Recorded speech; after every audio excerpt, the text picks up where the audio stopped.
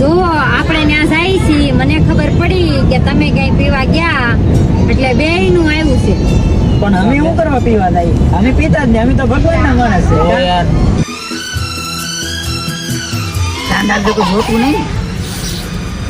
એટલે આમ જો એ પણ હું છું પણ આમ જો તો ખરા. શીલાભાઈ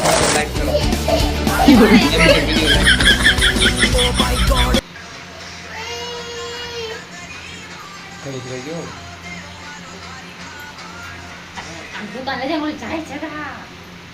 એક આ પી ગયા તો બીજું તો એ